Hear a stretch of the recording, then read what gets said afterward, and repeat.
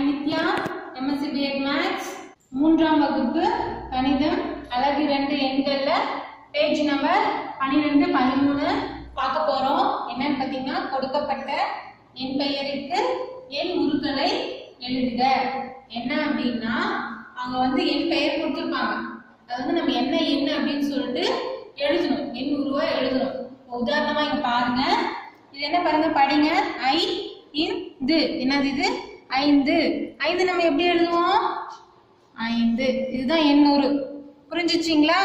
இப்ப அடுத்தது பாருங்க, 600. இது என்னது? இது 600.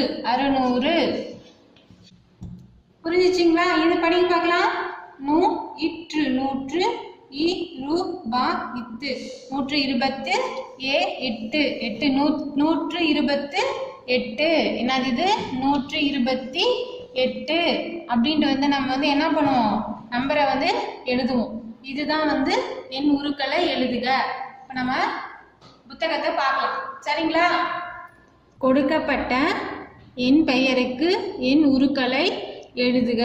இங்க ஒரு சில உதாரணம்லாம் கொடுத்துருக்காங்க, பார்க்கலாமா? ஓகே. இங்க இது என்ன கொடுத்துருக்காங்க? எண் பெயர்கள். இங்க எண். சரிங்களா? பாருங்க, இது படிங்க. 535. பாருங்க, என்னால எழுதலாமா? 535 அவங்களே எழுதிட்டாங்க. 5 3 5 535. அடுத்தது பாருங்க, 107. 107 அவங்களே எழுதிட்டாங்க. 107 107. அடுத்தது படிங்க, 128. 128 எழுதுங்க பாருங்க. 1 2 8 128 எழுதிட்டேன் நானு. அடுத்தது 600. மேம் நடத்துனதே தான். 600. 600 600. 905. 905 905 905. நீங்க எழுதி பாருங்க. வேற நம்ம அம்மா கிட்ட அப்பா கிட்ட கொடுத்து இந்த மாதிரி எழுத சொல்லி நீங்களே என்ன எழுதி பிராக்டிஸ் பண்ணுங்க. சரிங்களா? இது புரிஞ்சுச்சிங்களா?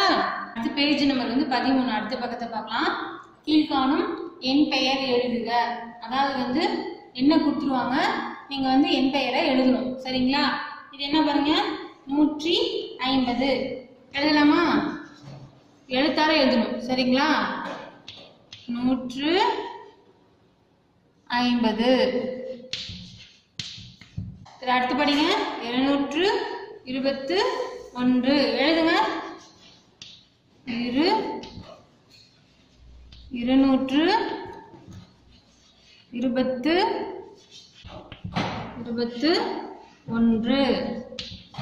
அப்படின்ட்டு நீங்க எப்படி எழுதணும்? வார்த்தையால எழுதணும். இதெல்லாம் நீங்க எழுதி பழக்கப்படுத்திக்கணும். சரிங்களா? இந்த புத்தகத்துல பார்க்கலாமா?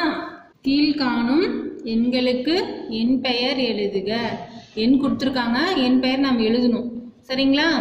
150 இவங்களே கொடுத்துட்டாங்க, 150ன்னு சொல்லிட்டு. சரிங்களா? அடுத்தது 225 எழுதுங்க.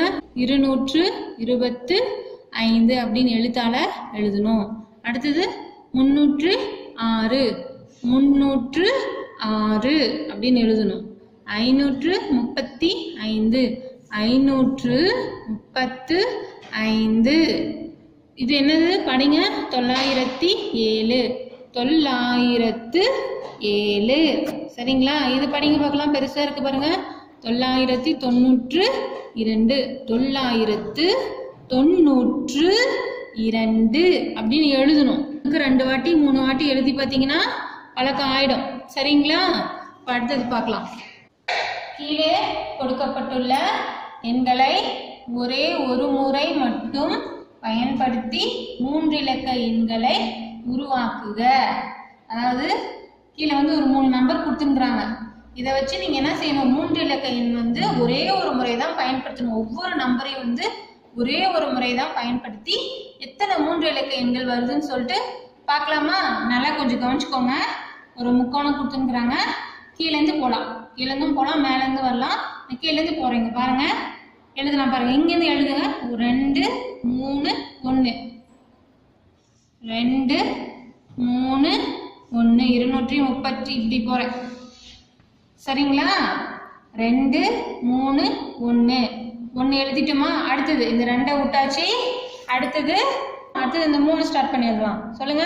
3 1 2 3 1 2 எழுதியாச்சா? இப்போ 2 எழுதியாச்சு, 3 எழுதியாச்சு. அப்புறம் இந்த 1 1 2 3 1 2 3 எழுதியாச்சு. அப்புறம் ஃபர்ஸ்ட் வந்து நம்ம இப்படி போனோமா? இப்போ ஆப்போசிட்டா போடலாம். சரிங்களா? இப்போ வந்து இப்படி ஆப்போசிட்டா போடலாமா? எழுதுங்க. 3லேருந்து எழுதலாம். ஃபர்ஸ்ட் இப்போ 2லேருந்து ஸ்டார்ட் பண்ணி இப்போ 3லேருந்து ஸ்டார்ட் பண்ணலாம்.